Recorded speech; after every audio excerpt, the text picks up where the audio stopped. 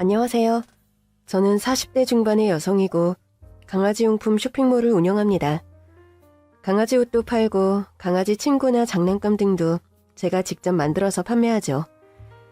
대학에서 의상 디자인을 전공했는데 사람 옷은 아니지만 강아지 옷을 만들어 파는 일로 먹고 살고 있으니 나름 전공을 살린 밥벌이를 하고 있는 셈입니다. 저는 두 다리를 쓰지 못하는 지체 장애인입니다. 선천적으로 다리가 불편한 것은 아니고 후천적으로 사고에 의해 중도 장애인이 된 케이스지요. 제가 다리를 쓰지 못하게 된 건 20여 년 전에 교통사고 때문입니다. 20년 전에 어느 날 저는 시어머니와 함께 차를 몰고 집으로 돌아오고 있었어요. 어머니, 저 뒤에 차가 술을 먹었는지 계속 지그재그로 차를 몰며 우리 차를 쫓아오네요? 글쎄다. 요즘 워낙 이상한 사람들이 많아서. 좀 무시하고 너는 그냥 네 속도만 유지하렴. 저 커브길에서 우회전해서 돌아가자꾸나. 네 어머니, 아무래도 그러는 게 좋겠어요. 저와 시어머니는 좀 늦은 시간에 차를 몰고 집으로 귀가 중이었습니다. 시어머니는 그때 시내에서 미용실을 운영하셨는데 그날따라 일이 늦게 끝나셨고 저는 어머니를 모시러 갔다가 태우고 돌아오는 길이었죠.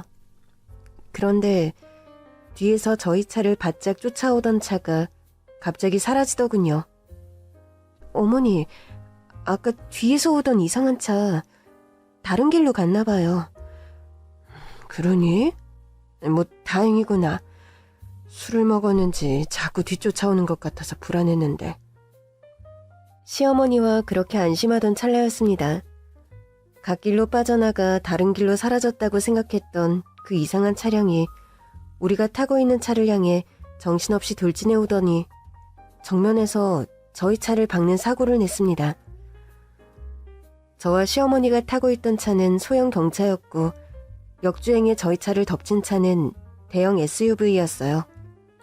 제가 몰던 승용차는 몇 바퀴를 제자리에서 회전하다 가드레일을 받고 도로 옆 가파른 낭떠러지로 굴러떨어졌습니다. 태어나 한 번도 겪어보지 못했던 강한 충격과 극심한 통증을 함께 느끼며 저는 순간 기절했습니다. 가까스로 정신을 차렸을 땐 치지직 치지직 소리가 나며 차에서 연기가 나고 있더군요. 철수, 애미야, 괜찮니? 갈비뼈가 부러진 것 같아요. 다리가 엄청 아프고요. 큰일이구나. 차에서 막 연기가 나고 이상한 소리가 나는 게 곧 차가 폭발할 것 같은 느낌이 든다. 아유, 어머님 괜찮으세요? 나도 옆구리 쪽이 죽을 것처럼 아파. 어머니, 우리 빨리 차에서 나가요. 엔진 타는 냄새도 나고 기분이 영 불길해요. 그래, 일단 차 밖으로 나가는 게 답인 것 같다. 저는 운전석에서 겨우 낑낑거리며 나가서 조수석에 시어머니를 꺼내려고 했습니다. 그런데 조수석 사이에 몸이 끼인 데다 차량이 전복되는 바람에 조수석의 창문이 지면과 붙어 있어 시어머니를 꺼내는 일이 쉽지 않았어요. 전 다시 차체 안으로 들어가 시어머니를 꺼내기 위해 낑낑댔습니다. 겨우 조수석에서 시어머니를 빼낸 뒤 차 밖으로 어머니를 올려드렸습니다.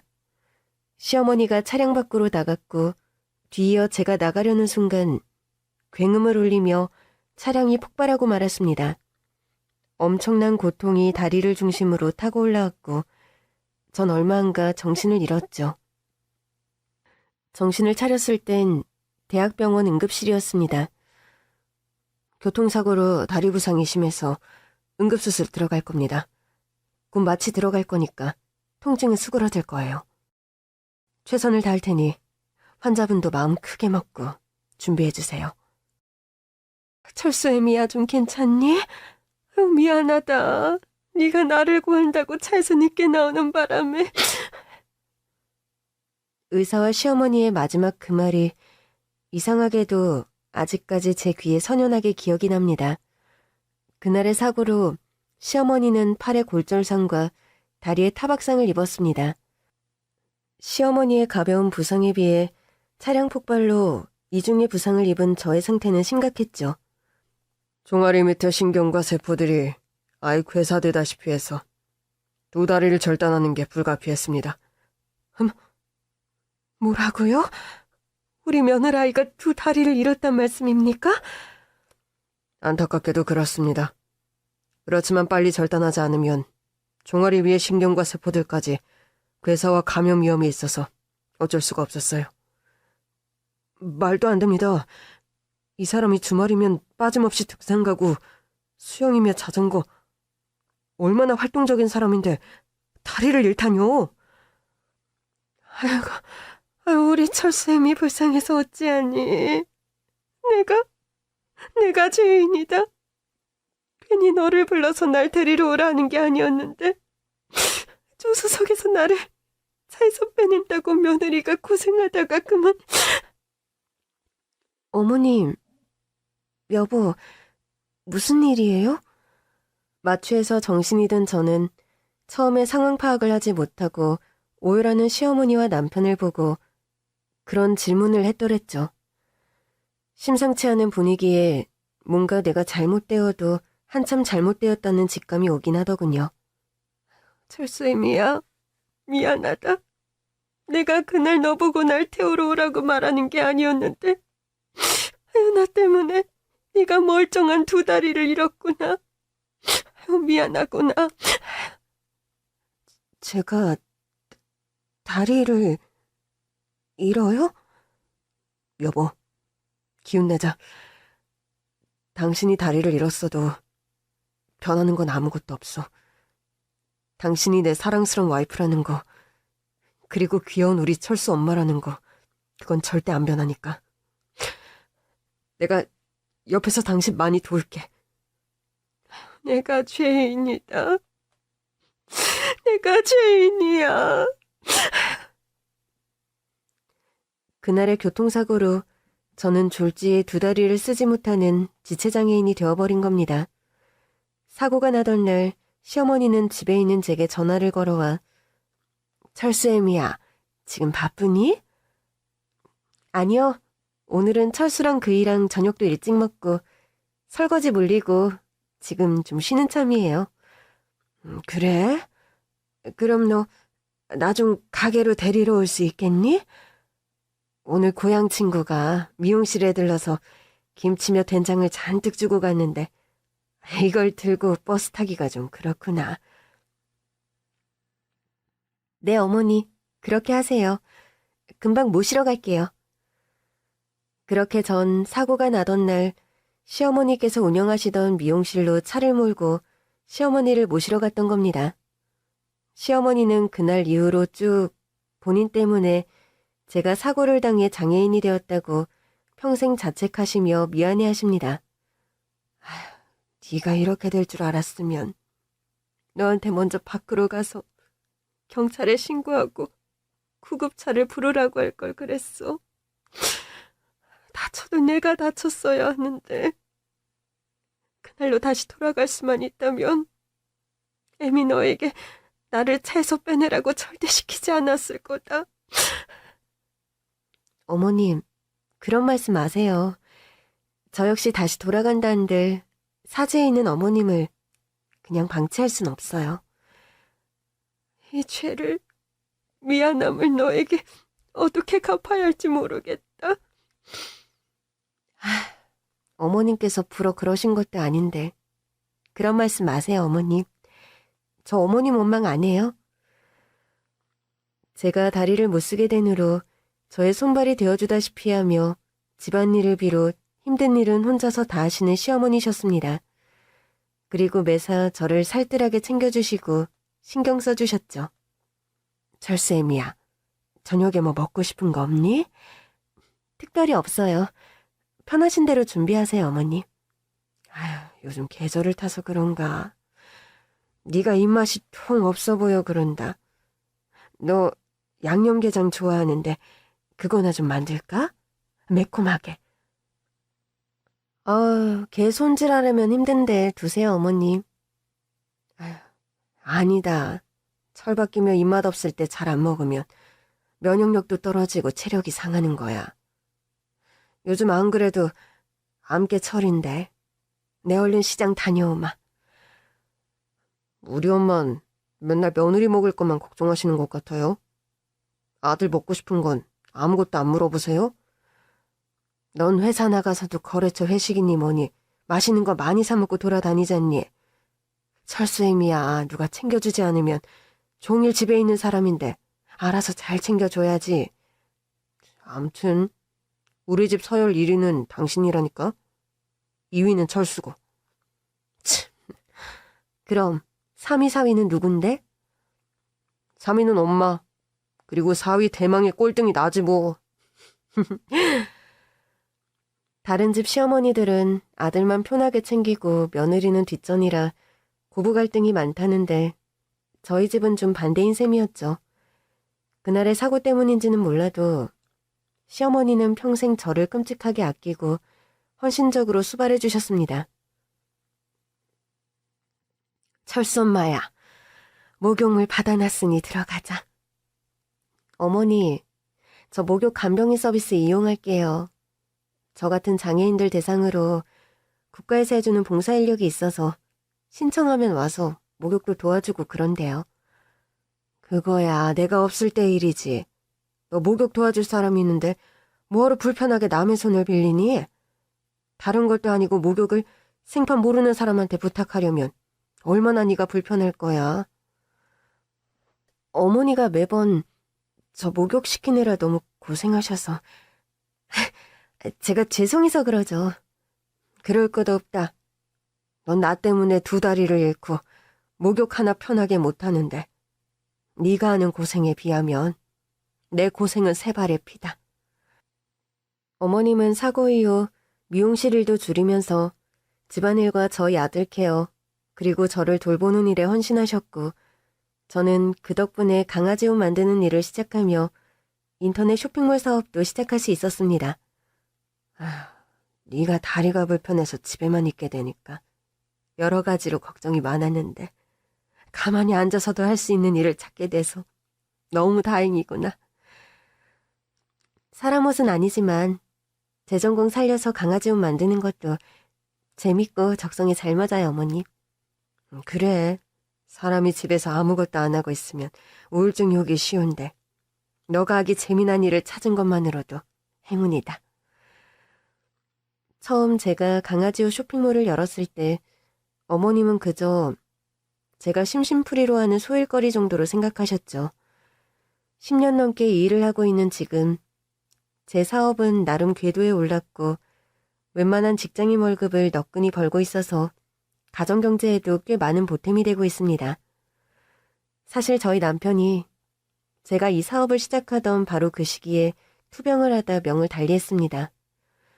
술, 담배도 평소에 하지 않고 규칙적으로 운동을 하는 데다 남들이 모두 칭찬하는 바른 생활 사나이가 남편이었어요. 그런 남편이 췌장암에 걸렸다는 사실을 처음 알았을 때 저나 시어머니나 무척 충격이 컸죠. 뭐라고? 철수애비가 췌장암이라고? 내 어머니, 그 사람 예후가 좋지 못하고 의사가 마음의 준비를 하라고 했어요. 이게 대체 무슨 마른 하늘의 날벼락이니? 우리 어린 철수랑 너는 어쩌고 췌장암이라니. 내가 아무래도 지은 죄가 많아서 내 자식들이 이런 벌을 받나 보다. 아이고.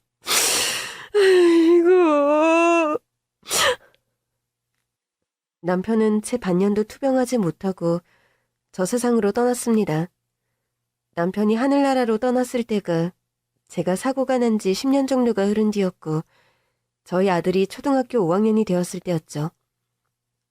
남편을 잃은 슬픔에 마냥 빠져있을 수 있는 상황도 아니었습니다.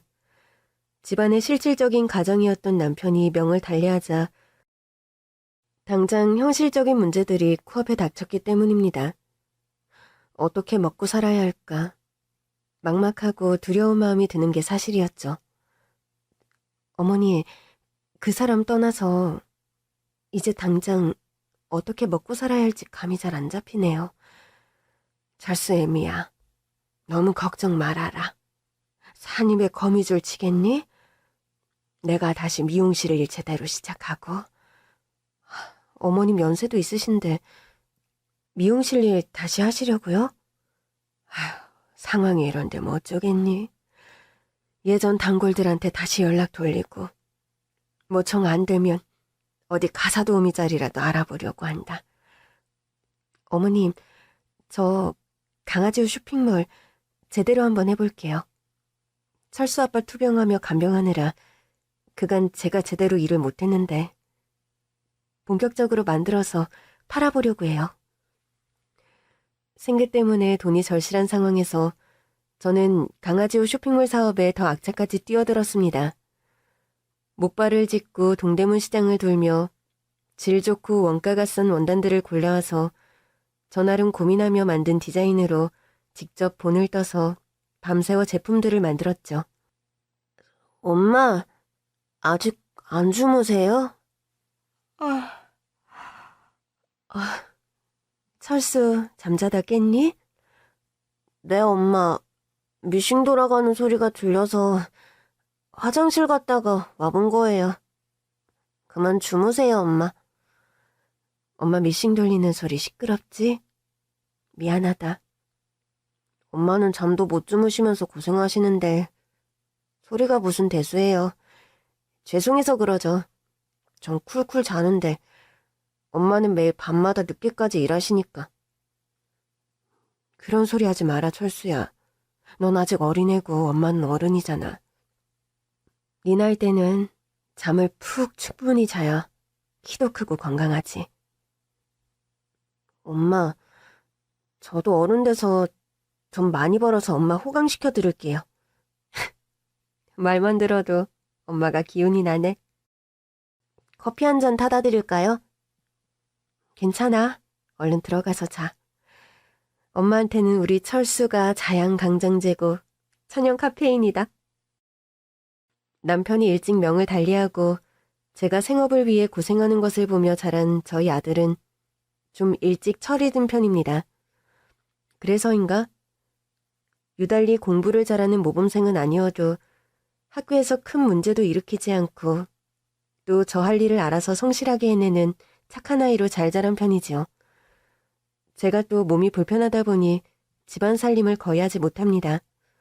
할머니를 도와서 집안 설거지며 빨래 등도 알아서 잘 돕는 속 깊은 아들이죠.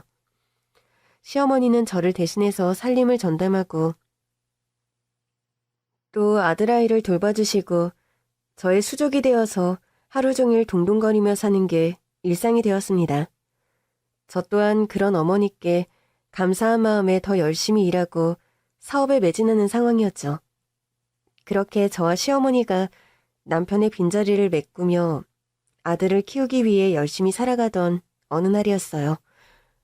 철수애미야, 공국 끓여서 냉동실에 넣어뒀고 장조림, 멸치볶음, 오뎅 반찬도 냉장고에 새로 만들어 넣어뒀다.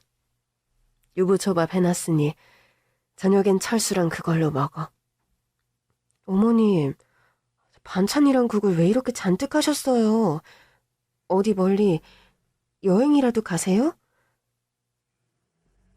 실은 너에게 말한다 하면서 내가 타이밍을 자꾸 놓치는 바람에. 어머님, 무슨 말씀이세요? 사실 내가 암투병 시작한 지 1년째다. 최근에 예후가 안 좋아서 이젠 병원에 입원해야 하는 시점이 온 거고. 아니, 1년 동안 항암 치료를 받으면서 저랑 철수에게 한마디도 안 하셨다는 거예요? 내가 견딜만 해서 그런 거니 너무 뭐라 그러지 말거라. 숨길 게 따로 있지. 어떻게 암투병하는 걸 숨기세요, 어머니? 철수 애비도 암으로 그리 명을 달리했는데 어떻게 내가 또 안 걸렸다고 너랑 철수 앞에서 나자빠지겠니? 내 입장에서 그건 더 못할 짓이었다. 그래도 이건 아니죠, 어머님. 내일 나 병원에 들어가 입원하면 한동안 나오기 힘들 것 같아서 오늘은 말하는 거야. 공국이랑 반찬은? 어머니, 지금 공국하고 반찬이 문제가 아니잖아요. 철수애미야, 너무 속상해하지 말거라. 난 이미 살 만큼 충분히 살았어. 마음에 걸리는 건 아직 우리 철수가 장가도 안 갔는데 너랑 철수를 남겨놓고 떠나려니 마음이 무거운 게 사실이구나. 교통사고 난 시모를 구하다 두 다리를 잃은 나를 죽을 때까지 병수발 든 시어머니셨습니다. 시어머니의 살뜰한 보살핌에 저는 두 다리가 불편함에도 큰 어려움 없이 평생을 지내올 수 있었던 게 사실이었죠. 저와 아들이 걱정한다고 거의 죽음이 임박했을 시점에야 본인의 투병 사실을 고백한 시어머니셨습니다. 시어머니는 그렇게 병원에 입원하고 나서 한 달이 채 지나지 않아 명을 달리하셨습니다. 어머니, 이렇게 저희 곁을 떠나시면 안 돼요. 할머니, 정신 차리세요. 조금만 더 우리 곁에 있어주세요. 저랑 철수, 이제 어머님 없이 어떻게 살아요? 저와 아들의 간절한 말 때문인지 돌아가시기 직전 시어머니께서 가늘게 눈을 뜨며 힘겨운 목소리로 겨우 말씀하시는 겁니다. 철수 엄마야, 나 먼저 간다. 너한테 차마 말하지 못한 게 있어서. 나 죽거든. 내 핸드폰 열어봐. 네? 핸드폰이요? 그게 무슨 말씀이세요? 전 영문을 몰라 어머님께 물었고 제 물음에는 대답 없이 복잡하고 슬픈 표정으로 눈을 감는 시어머니셨습니다. 그리고 영영 다시는 눈을 뜨지 못하셨죠. 저와 아들은 슬픔 속에서 시어머니의 장례식을 치렀습니다. 며느리랑 같이 사고를 당해서 며느리 다리가 절이 되는 바람에 이 집 할머니가 평생 며느리 수발을 들었다는구만. 그럼 이제 이 집 며느리는 어찌 산대?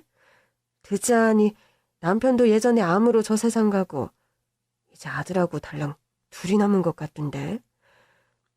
아들이 있으니 뭐 앞으로는 아들이 지엠이 보살피겠지 뭐. 뭐? 아니 그 아들은 뭐 학교도 안 다니고 장가도 안 간대. 그리고 요즘 세상에 지 일 안 하고 어머니 돌보는 아들이 어딨어. 하기서 세상이 많이 바뀌었으니 이 집 할머니가 며느리 끝까지 수발둔다고 암 투병하는 것도 죽기 직전까지 숨겼다더구만.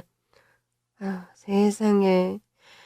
본인 때문에 며느리 다리 절이 된 게 미안해서 그랬구만. 하긴 살아생전에도 나만 만나면 맨날 자책하는 소리를 냈어. 자기 때문에 멀쩡한 며느리가 다리 불구가 되었다면서 말이야. 어디 저 세상 가서라도 마음이 편해야 할 텐데. 손자랑 다리 불편한 며느리 두고 가서 어디 그것도 쉽지 않을 것 같네. 죽은 사람은 말이 없는 법이요. 죽으면 다 끝인 게지. 뭐 저 세상 가서도 걱정하고 있을까? 글쎄, 저 세상 돌아가는 이치를 안다면야 겁날 것도 없고 걱정할 것도 없을 텐데. 그나저나 평생 시어머니 수발받던 이 집 며느리가 안 됐네. 기댈 수 있는 친정 식구들도 변변히 없는 것 같은데. 사람들 말 맞다나 남편에 이어 시어머니까지 잃은 저의 상실감은 무척 심했습니다. 그런 저를 곁에서 어른스럽게 위로해주는 아들이었죠. 엄마, 할머니가 돌아가셔서 너무 슬프지만 그래도 너무 걱정 마세요. 앞으로는 할머니 대신에 제가 엄마 곁에서 돌봐드릴 거예요. 철수야, 말만으로도 고맙다. 그래도 널 평생 엄마 곁에 잡아둘 생각은 없으니 그런 말은 말아라. 엄마도 이젠 엄마 스스로 해나가는 법을 익혀야지. 어떻게 평생 누군가의 도움만 받고 살아가겠니? 그래도 아들인 제가 있는데 너무 걱정 마세요. 고맙다, 철수야. 참, 엄마, 할머니께서 돌아가시기 전에 휴대폰 영상 틀어서 보라고 말씀하시지 않았어요? 참, 어머니께서 그런 말을 하셨지. 아들 말을 듣고 보니 시어머니께서 임종 직전에 하신 말씀이 불현듯 떠오르더군요. 저는 당장 시어머니의 유품을 정리하면서 어머니의 핸드폰을 열어보게 되었습니다. 그리고 핸드폰을 연 순간 저는 기함에서 놀라 자빠질 만한 충격적인 사실을 알게 되었어요. 시어머니의 휴대폰 사진첩에는 철수 엄마에게라는 이름의 사진첩이 있었고 그곳에 있는 영상을 튼 순간 전 평생 짐작조차 하지 못했던 시어머니의 비밀을 마주해야 했습니다. 휴대폰 영상 속에서 시어머니는 웬 여자와 대화를 하고 있더군요. 다리 못 쓰게 된 며느리는 요즘 어때요? 손재주가 좋아. 강아지 옷 만들어 인터넷으로 팔아요. 과거에 사고를 낸 거 지금도 후회 안 하지만 그쪽 며느리 잘못된 건 여전히 마음의 짐이고 내 죄예요. 당신 파렴치한 불륜 때문에 애먼 당신 며느리 다리만 불구됐잖아. 다 내 죄입니다. 이 생에서의 잘못은 다음 생에 달게 벌을 받겠어요. 다음 생이라는 게 있기는 할까? 벌을 받는 일도 마음대로 다음 생으로 미루겠다? 하나부터 열까지 다 제멋대로군. 예나 지금이나 당신은 참 양심이 없어. 그만큼 했으면 나한테 분풀이 할 만큼 하지 않았나요? 약속을 어기고 그 사람 만난 건 제가 정말 잘못했어요. 그래도 평생 그 사람 끼고 곁에서 같이 산 건 사모님 아니세요. 그걸 지금 말이라고 하는 거야? 왜? 끝까지 나와 그 사람을 이혼이라도 시켰어야 직성이 풀린다는 거야? 뭐야? 그런 말이 아니에요. 저도 명을 달리하긴 했지만 자식이 있는 입장이고 며느리는 다리 불구된 마당에 손주까지 그 사람과 뭘 어쩌겠어요. 첫사랑 운운하면서 먼저 그 사람 알았다고 버젓이 가정 있는 유부남 건드린 게 얼마나 파렴치한 제약인지 여전히 모르는 얼굴이네. 의문의 여자는 자리에서 일어서더니 시어머니의 따귀를 인정사정 없이 갈기고 사라지는 겁니다. 전 너무 경악해서 휴대폰의 영상을 몇 번이나 돌려봤죠. 맥락을 살피니 시어머니는 불륜을 저질렀고 그 대가로 사고를 당했다. 그리고 그 사고로 내 다리가 불구가 되었다. 그런 내용이라는 걸 이해할 수 있었죠. 그렇게 시모 장례식 후 시모 핸드폰을 열어 영상 하나를 튼 순간 저는 개거품 물며 시모가 있는 납골당을 찾아갔습니다. 어머님, 이 영상 대체 이건 뭐예요?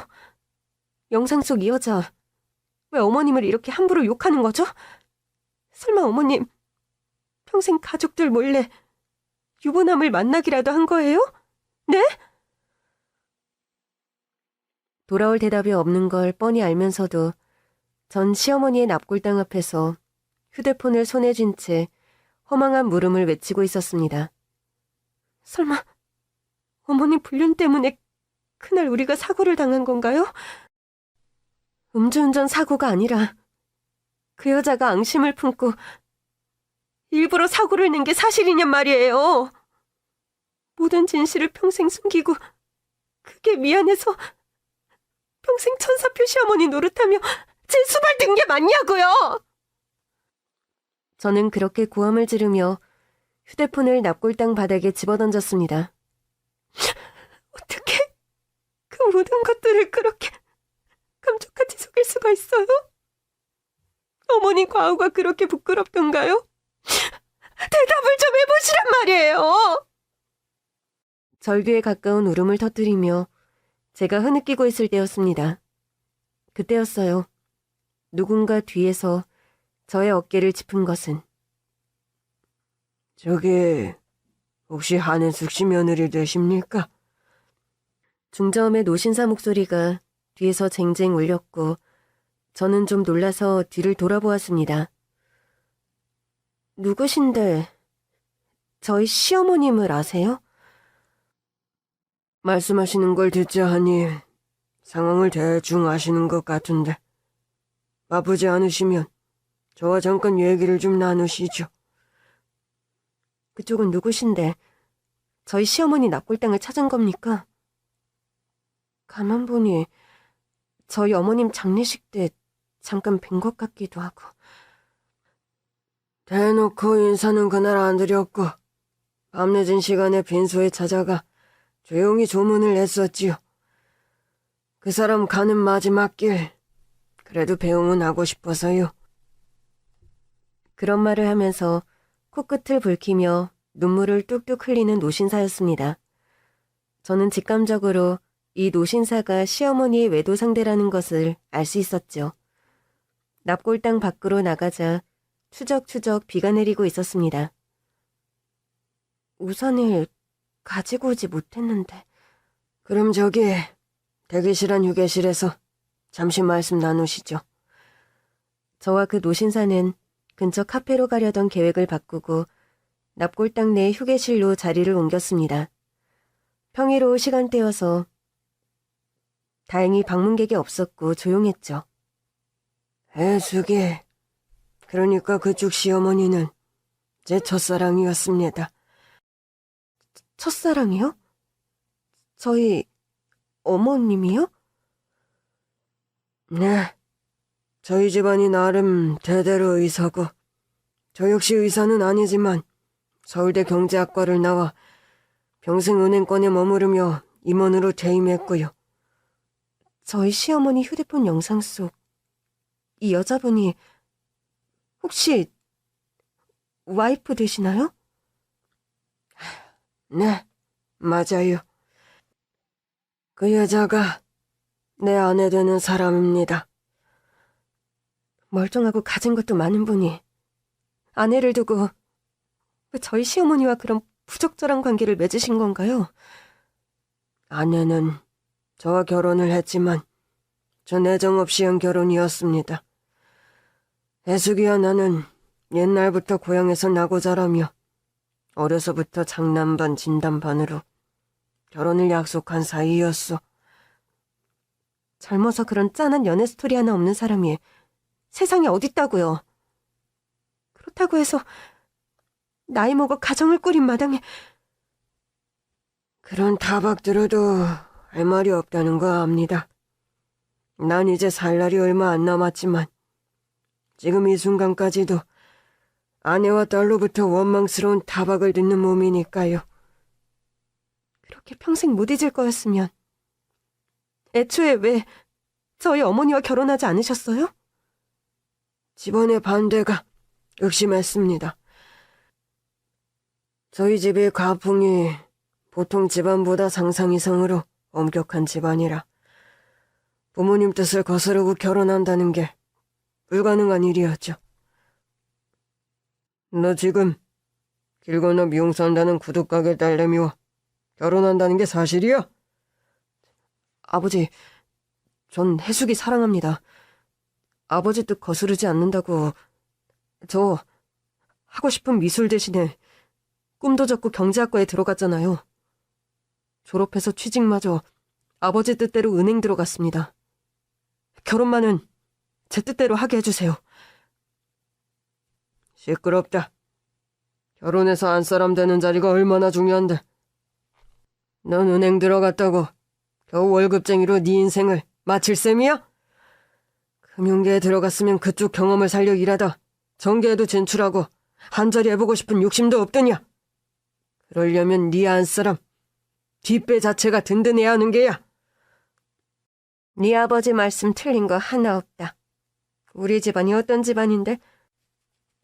네 형과 동생 모두 의사와 법조인이다. 제대로 된 금융맨만 한 명 나와주면 금상첨화인데 왜 네가 나서서 죄를 뿌리려고 들어? 해숙이가 무슨 죄를 뿌려요?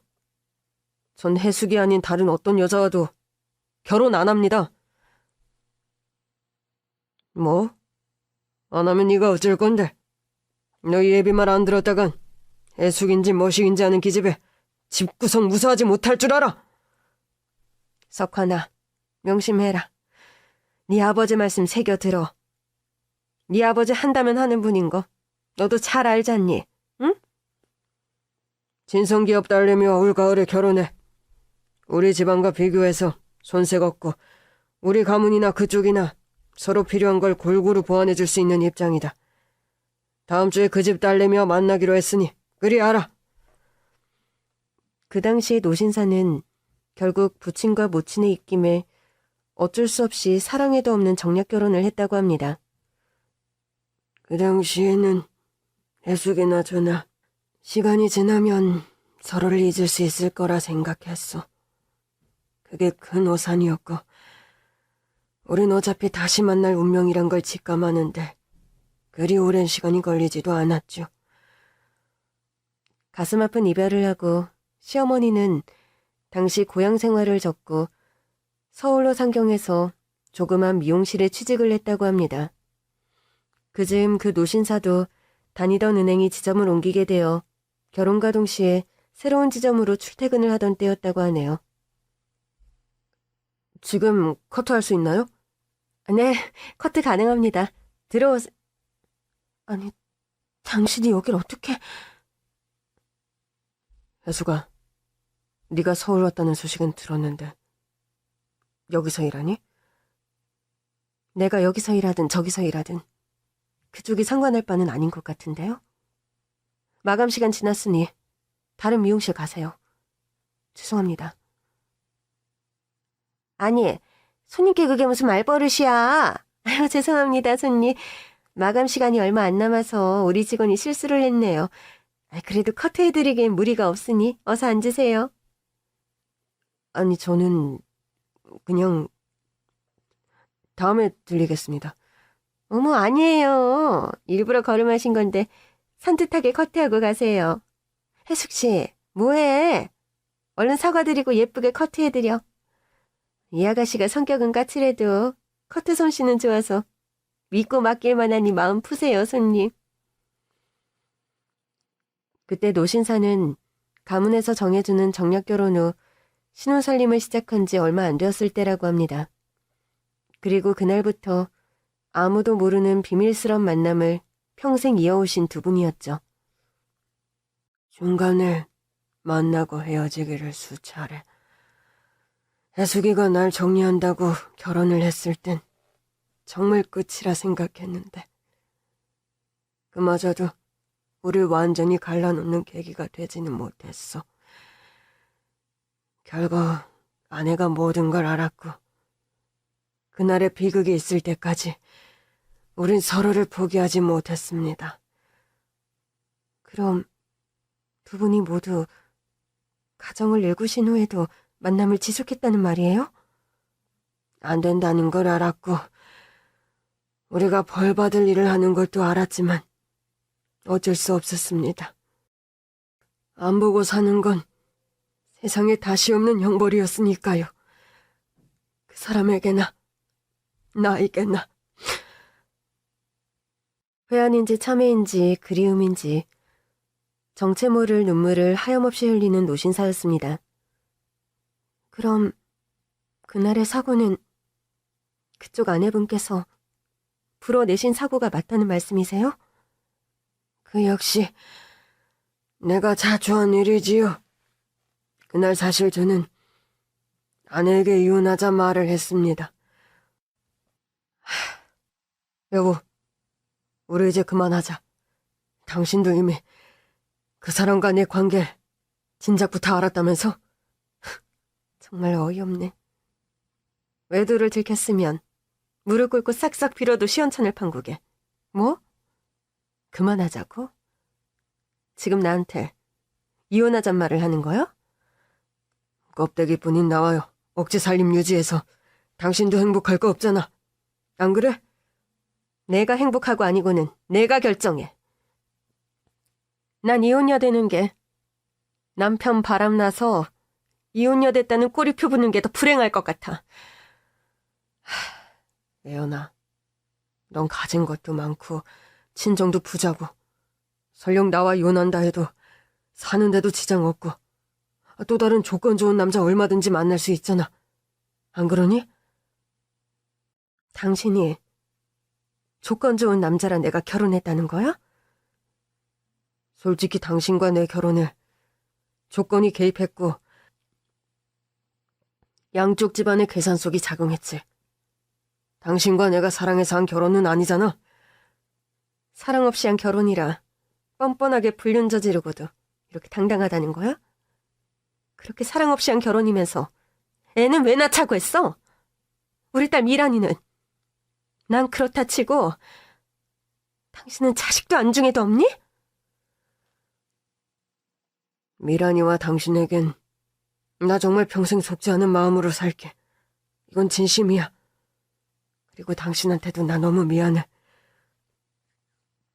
나 같은 남자 만나서 결혼이라는 첫 단추 잘못 깨기 시작한 죄 달게 받을게. 그러니까 여보, 제발 이혼해줘. 부탁이다. 죄를 뭐 어떻게 받을 건데? 간통죄 자수해서 감옥이라도 그년하고 쌍으로 같이 갈 거야? 당신이 그걸 원하면 그렇게 할게. 그리고 당신이 달라는 대로 내 돈이건 집이건 당신 다 가져가. 정말 눈이 돌아도 한참 돌아버렸구나. 돈? 내가 돈 아쉬운 사람으로 보이니?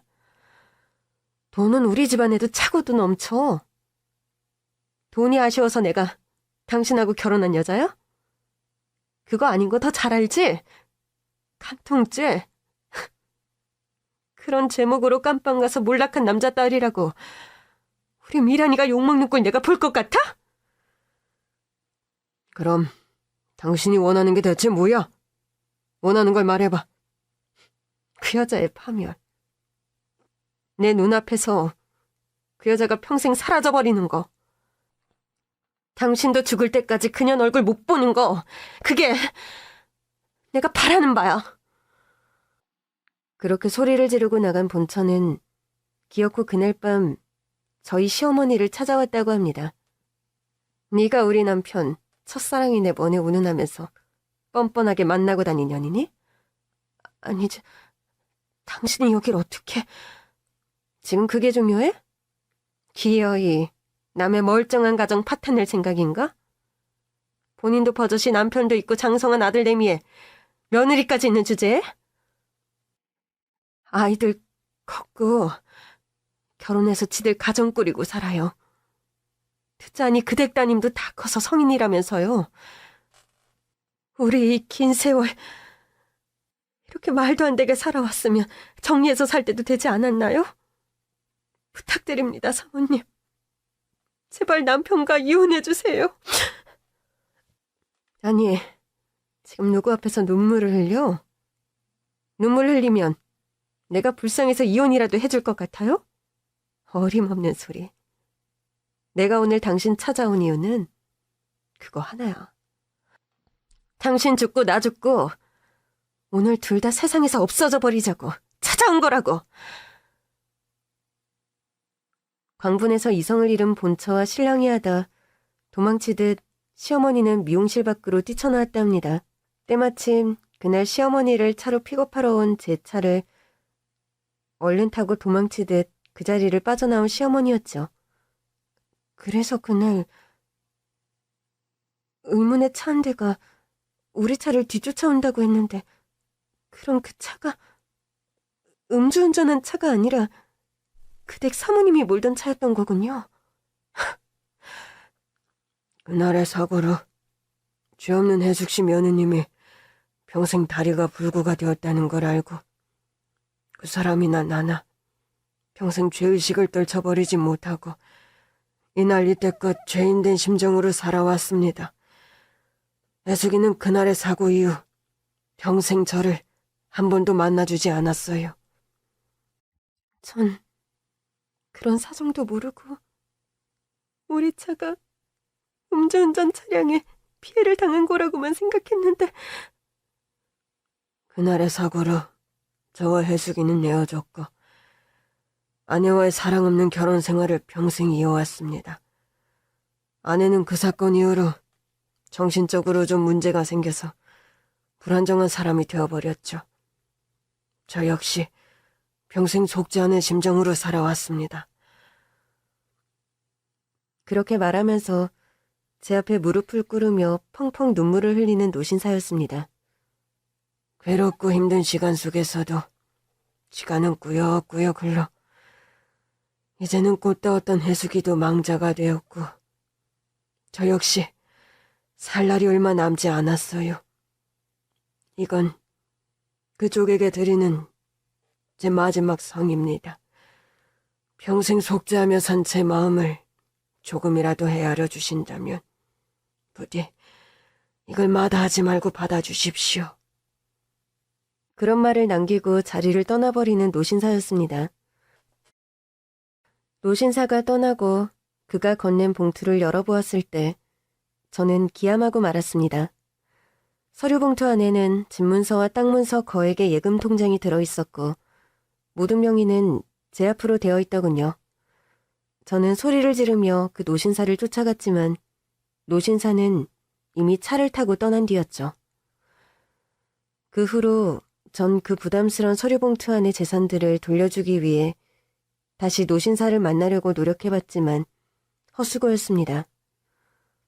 노신사의 집, 그러니까 그 댁의 본처로부터 얼마 후에 연락이 왔습니다. 전 찜찜하고 복잡한 마음이 들었지만 일단 약속 장소에 나갔죠.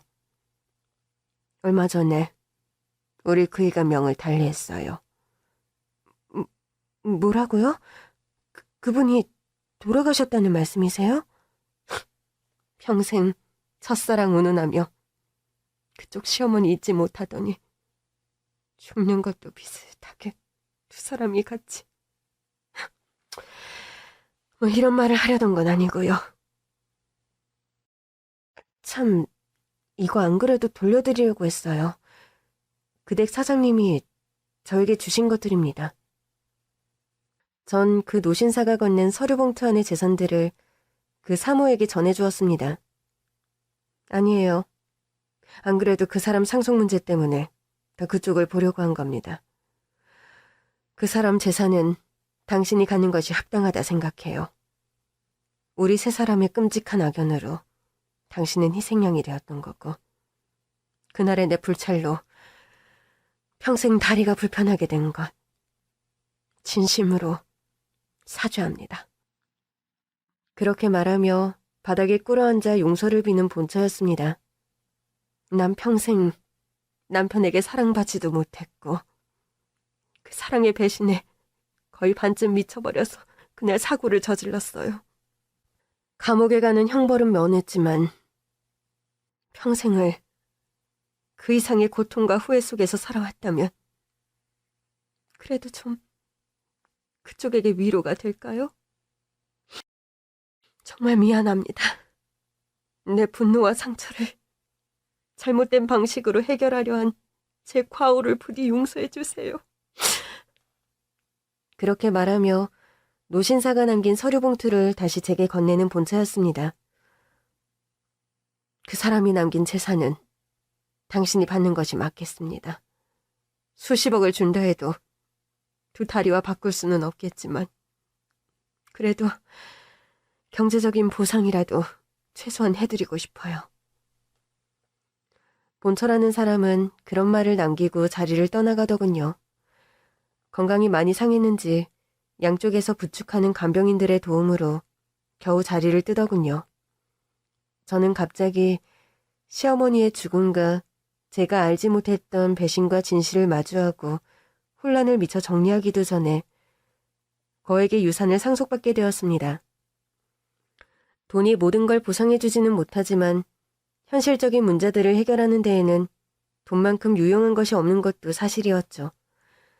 씁쓸하지만 돈의 위력이라는 게 그런 것 같습니다. 우선 저는 집을 담보로 대출금으로 남아있던 은행빚과 인터넷 쇼핑몰 사업을 하며 생겼던 사업자금의 구멍부터 차근차근 해결했습니다. 그리고 아들아이가 예전부터 떠나고 싶어 했던 미국 유학을 보내줄 수가 있게 되었죠.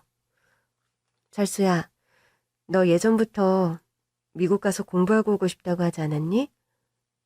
실용음악이 그쪽에 유명한 곳이 있어서 가고 싶긴 한데 우리 형편으론 무리잖아요, 엄마. 실은 할머니가 돌아가시면서 우리 몰래 들어놓은 보험이 있었더구나. 보험금이 꽤 커서 네가 공부하고 돌아와도 충분할 금액이야. 엄마, 정말이에요? 보험금이 대체 얼만데요? 금액까지 네가 알 거 없고. 네가 공부 마치고 돌아와서 장가 갈 때 자금으로서도 남을 만큼이라는 것 정도만 알아도. 엄마, 그런데 내가 유학 가면 엄마는 누가 돌봐요? 엄마가 어린애니 할머니 보험금으로 엄마 도와주시는 도우미도 쓰기로 했으니까 넌 아무 걱정 말고 미국 가서 공부나 잘 마치고 돌아오렴. 아들에게는 유학자금의 출처를 그냥 시어머니의 보험금이라고 설명했습니다. 살면서 때로는 모르고 지나쳐야 유익한 진실도 있는 법이라는 걸 뼈저리게 느낀 저이기 때문에 굳이 아들에게 모든 진실을 오픈하지는 않았어요. 아들은 꿈에 그리던 미국 유학을 떠나게 되었습니다. 현지에서 생각보다 적응도 잘하고 성적도 잘 나오고 있어서 너무 다행이죠. 전 그 노신사로부터 받은 유산을 바탕으로 사업을 조금씩 더 확장했습니다. 오프라인 매장을 열어서 손님들과 직접 대면하며 물건도 팔고 좀 더 공격적으로 쇼핑몰 홍보를 하면서 해외 수출 판로도 알아보는 중입니다. 사업을 확장하면서 나날이 매출도 늘고 있어 감사한 요즘입니다. 최근엔 저처럼 지체장애인을 위한 단체에 정기적인 기부도 시작했습니다. 살면서 늘 시어머니의 도움, 가족들의 도움, 낯선 타인들의 친절, 사람들의 도움만 받던 제가 누군가에게 실질적인 도움을 줄 수 있다는 사실이 더없이 뿌듯한 요즘입니다. 시간이 날 땐 가끔 시어머니의 납골당에 들러 산책을 하다가 옵니다. 휠체어를 타고 둘러보기에도 경치가 좋은 곳이라 일하다 머리가 아플 때 가끔 가서 시어머니를 뵙고 생각도 정리하고 오는 편이죠. 어머니, 그곳에선 마음이 좀 편안하세요? 입 밖에 꺼내놓을 수 없던 진실을 가슴속에 품고 평생을 죄인처럼 사셨던 그 멍에 이제는 좀 내려놓고 홀가분하셨으면 합니다. 평생 그립던 그분과 이제는 함께 계신지 모르겠습니다. 부디 다음 생엔 사랑하는 그분과 다시 만나 평생 해로하시길 바랄게요. 미처 이루지 못한 사랑 때문에 죄인이 되어버렸던 이번 생의 업보에서 부디 다음 생엔 자유롭게 해방되길 기원해봅니다. 긴 얘기 들어주셔서 감사합니다.